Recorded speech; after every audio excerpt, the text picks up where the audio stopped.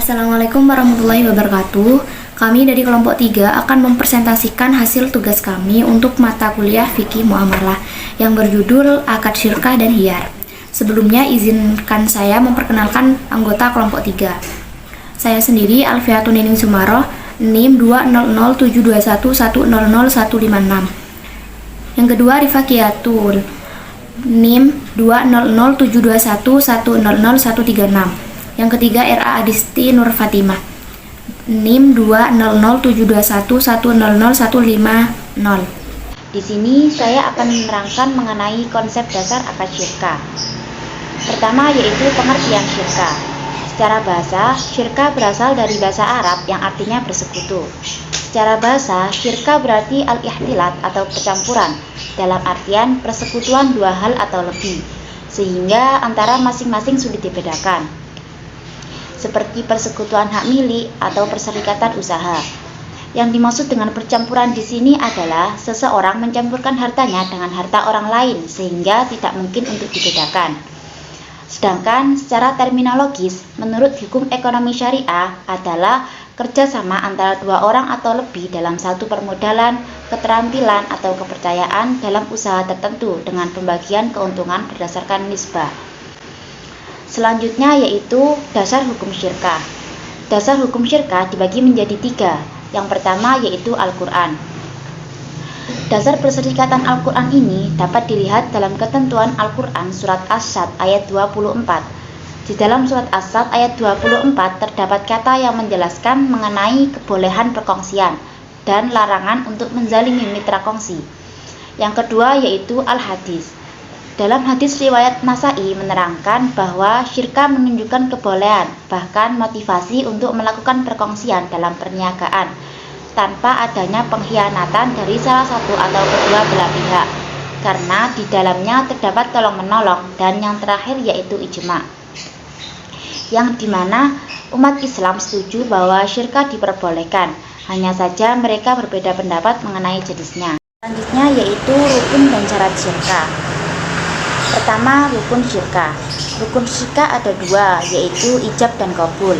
Sebab ijab dan qabul yang menentukan adanya akad syirkah. Adapun yang lain seperti dua orang atau pihak yang berakad dan harta yaitu berada di luar. Adapun yang menjadi rukun syirkah menurut ketentuan syariat Islam ada beberapa poin. Yang pertama yaitu syigot atau lafadz akad. Yang kedua orang, dalam artian pihak-pihak yang mengadakan serikat, yaitu pihak-pihak yang mempunyai kepentingan dalam mengadakan perserikatan tersebut. Yang ketiga yaitu pokok pekerjaan atau bidang usaha yang dijalankan, yaitu dalam berserikat atau kerjasama mereka dapat menjalankan usaha dalam bidang apa yang menjadi titik sentral usaha apa yang dijalankan. Selanjutnya yaitu syarat akad syirkah. Syarat akad syirkah yang pertama yaitu dilaksanakan dengan modal uang tunai. Yang kedua, dua orang atau lebih berserikat menyerahkan modal, menyampurkan antara harta benda anggota serikat dan mereka bersepakat dalam jenis apa dan macam perusahaannya. Yang ketiga yaitu dua orang atau lebih mencampurkan kedua hartanya sehingga tidak dapat dibedakan satu dari yang lainnya. Yang keempat yaitu keuntungan dan kerugian diatur dengan perbandingan modal harta serikat yang diberikan. Barang modal yang disertakan dalam serikat akad syirkah hendaklah berupa yang pertama barang modal yang dapat dihargai, lazimnya sering disebutkan dalam bentuk uang. Yang kedua, modal yang disertakan oleh masing-masing persero dijadikan satu, yaitu menjadi harta perseroan dan tidak dipersoalkan lagi dari mana asal-usul modal tersebut. Sebuah kerja sama bisnis menggunakan akad syirkah. Yang pertama, jumlah modal masing-masing sama. Jika berbeda maka tidak sah. Yang kedua, memiliki kewenangan bertindak yang sama, maka tidak sah syirkah antara anak kecil dan orang dewasa. Yang ketiga, agama yang sama, maka tidak sah syirkah antara muslim dan non-muslim.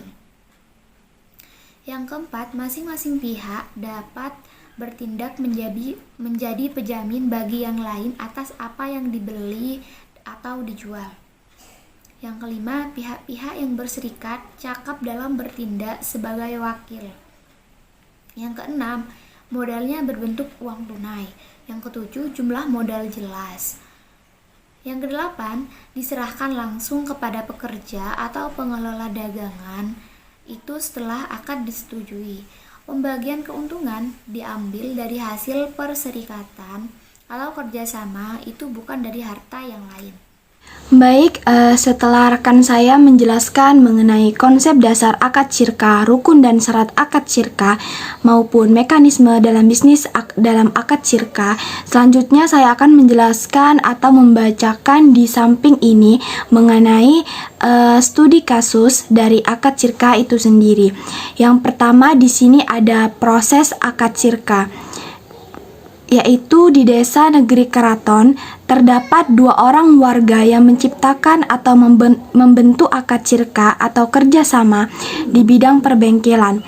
Hal ini dilakukan oleh warga yang bernama Andri sebagai pihak pertama, Yogi sebagai pihak kedua. Awal mulanya ada kerjasama ini didasarkan oleh pihak pertama yang keluar dari pekerjaan lamanya dan ingin membuka sebuah bengkel. Namun demikian, pada pihak pertama tidak memiliki modal yang cukup untuk membangun usaha perbengkelan tersebut. Alhasil pihak-pihak pertama mengajak pihak kedua, yaitu Yogi yang belum mempunyai pekerjaan yang tetap setelah kelulusannya dari sekolah kejurusan otomotif. Maka dari itu, keduanya bertemu dan menyepakati akad kerjasama di bidang perbengkelan dengan modal yang disepakati 50% masing-masing pihak dan keuntungan dibagi rata sesuai perjanjian yang telah disepakati.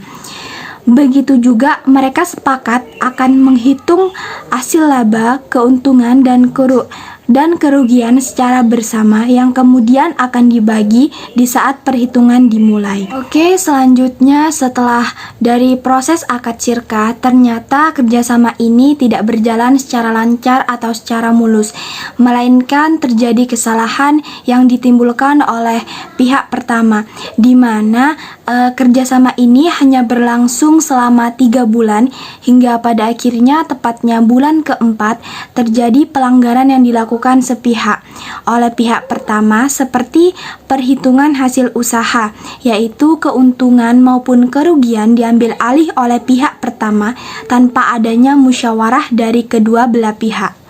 Setelah dari masalah yang ditimbulkan oleh pihak pertama, tentunya dari proses akad syirkah ini pastinya ada penyelesaian untuk menyelesaikan masalah yang terjadi pada proses akad syirkah.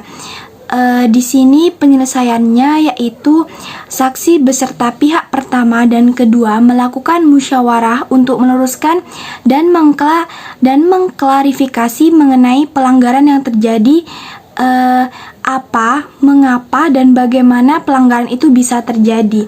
Dan hasilnya yaitu ternyata pelanggaran dibuat oleh pihak pertama, yaitu Andi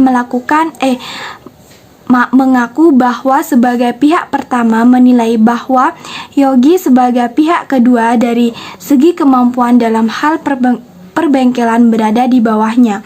Dan dari keterangan ini pihak pertama berinisiatif bahwa keuntungan harus lebih besar dari pihak kedua dan mulai menghitung sendiri hasil kerjasama tersebut hingga sampai berakhirnya kerjasama itu sendiri.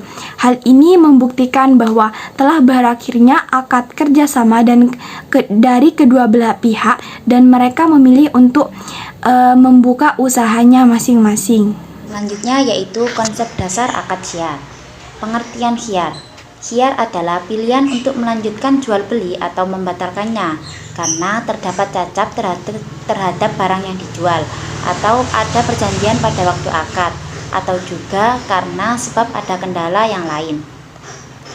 Tujuan diadakannya khiyar adalah untuk mewujudkan kemaslahatan bagi kedua belah pihak sehingga tidak ada rasa menyesal setelah akad selesai karena mereka sudah sama-sama rela atau setuju. Selanjutnya yaitu dasar hukum khiyar. Khiyar hukumnya boleh berdasarkan sunnah Rasulullah SAW. Di antara sunnah tersebut adalah hadis yang diriwayatkan oleh Al-Bukhari dari Abdullah bin Al-Haris yang artinya sudah dipaparkan di PPT. Hadis tersebut sudah cukup jelas bahwa khiyar dalam akad jual beli hukumnya dibolehkan, apalagi apabila dalam barang yang dibeli terdapat cacat atau aib yang dimana bisa merugikan kepada pihak pembeli. Selanjutnya yaitu syarat-syarat khiyar. Syarat-syarat khiyar ada beberapa syarat, yaitu yang pertama, jika penjual dan pembeli masih berada dalam satu tempat belum berpisah, maka keduanya mempunyai hak khiyar untuk melakukan jual beli atau membatalkannya. Yang kedua, jika salah satu dari pembeli dan penjual mensyaratkan hak khiyar itu berlaku untuk waktu tertentu, kemudian keduanya menyepakatinya, maka keduanya terikat dengan hak khiyar hingga waktunya habis, kemudian jual beli dilakukan. Yang ketiga yaitu jika penjual menipu pembeli dengan penipuan kotor dan penipuan tersebut mencapai sepertiga lebih. Yang kelima, jika penjual merahasiakan barang dagangannya. Yang keenam, jika terlihat cacat pada barang yang mengurangi nilainya dana sebelumnya tidak diketahui pembeli dan ia ridho dengannya ketika proses tawar-menawar.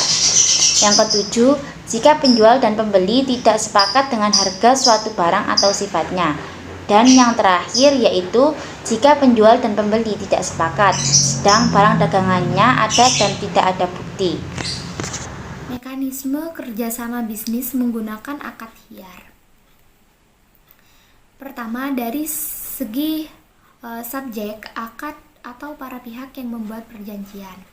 Para pihak harus siap melakukan perbuatan hukum, artinya orang dewasa dan bukan mereka yang secara hukum berada di bawah pengampuan atau perwalian. Identitas para pihak dan kedudukan masing-masing dalam dirinya sendiri atau mewakili sebuah badan hukum. Yang kedua, dari segi tujuan dan objek akad.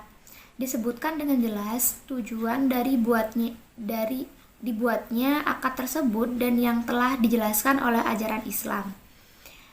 Objek akad harus halal dan thayyib. Yang ketiga, adanya kesepakatan dalam hal yang berkaitan dengan waktu perjanjian, jumlah dana, mekanisme kerja, jaminan, penyelesaian, objek yang dijanjikan, dan cara pelaksanaannya. Yang keempat, adanya kesetaraan atau keadilan dalam hal menemukan hak-hak dan kewajiban-kewajiban antara lembaga keuangan dan nasabah dalam penyelesaian ketika mengalami kegagalan usaha dan jaminan. Setelah rekan saya menjelaskan mengenai konsep dasar akad khiyar, syarat dan rukun akad khiyar serta mekanisme dalam akad khiyar, di sini saya akan menjelaskan atau membacakan sedikit dari studi kasus akad khiyar itu sendiri. Di sini terdapat proses dari akad khiyar, masalah yang terjadi pada saat akad khiyar berlangsung, serta penyelesaian dari masalah itu sendiri. Oke, yang pertama yaitu mengenai proses dari akad khiyar. Di sini wanita dewasa bernama Parni bertempat tinggal di desa Gunung Pasir Jaya. Kasus Parni yaitu saat pembelian kerudung. Pada saat itu, ketika Parni membeli kerudung tersebut, dia tidak menemukan cacat. Namun, setelah dibawa pulang, Parni menemukan cacat tersembunyi di bagian pinggiran kerudung yang berenda, di mana terlihat ketidakrapian pada jahitannya. Keesokan harinya, Parni mengembalikan kerudung tersebut di toko grosir dan eceran binti Solihah. Namun demikian, seperti pada pembeli lainnya, barang yang sudah dibeli tidak dapat dikembalikan. Akhirnya Parni membawa kembali kerudung tersebut ke rumah dengan rasa kecewa dan dirugikan. Nah, selanjutnya setelah proses di sini terjadi masalah. Masalahnya ini yang perlu digarisbawahi yaitu mengenai slogan dari toko grosir dan eceran di binti Solihah, di mana barang yang sudah dibeli tidak boleh dikembalikan. permasalahan ini mengenai memberikan keluasan atau tidak kepada pembeli. Diawali dengan adanya ketakutan akan kerugian yang dialami oleh penjual. Dari adanya ketakutan ini, kemudian pemilik toko menuliskan slogan seperti yang saya katakan sebelumnya, yaitu barang yang sudah dibeli tidak dapat dikembalikan.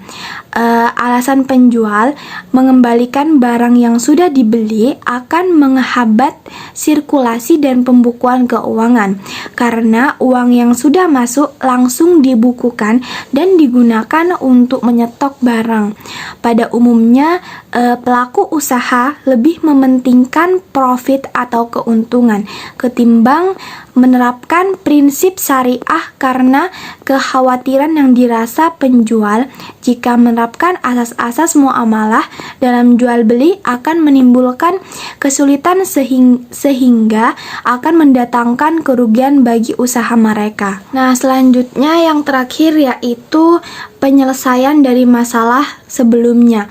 Cara mengatasi permasalahan-permasalahan yang akan terjadi pada toko grosir dan eceran tersebut adalah bagaimana si pemilik toko dapat mempelajari pengetahuan agama itu sendiri tentang prinsip muamalah dalam Islam dan kesadaran lingkungan bahwa pembeli adalah raja, di mana pembeli inilah yang nantinya akan menyebarluaskan atau mempromosikan suatu produk dari toko jika barang dan pelayanannya bagus, serta penjual harus menjelaskan dengan jujur tentang barang tersebut sehingga tidak ada penyesalan atau ada yang merasa dirugikan. Pada hakikatnya, Islam memberikan tuntutan dalam melaksanakan jual beli agar tidak ada yang merasa dirugikan, baik penjual maupun pembeli. Dari permasalahan tersebut dapat kita ketahui bahwa permasalahan tersebut datang dari toko itu sendiri yang belum memahami prinsip syariah atau minimnya literasi mengenai jual beli syariah itu sendiri. Oleh karena itu, alangkah baiknya jika pembeli maupun penjual dapat membuat kesepakatan awal atau melakukan perjanjian atau khiyar terlebih dahulu saat akad jual beli berlangsung, agar tidak terjadi kesalahan dalam transaksi jual beli itu sendiri. Mungkin itu saja yang dapat saya sampaikan. Selebihnya saya serahkan kepada moderator dari kelompok ini. Sekian pemaparan materi dari kelompok kami, kurang lebihnya mohon maaf. Wassalamualaikum warahmatullahi wabarakatuh.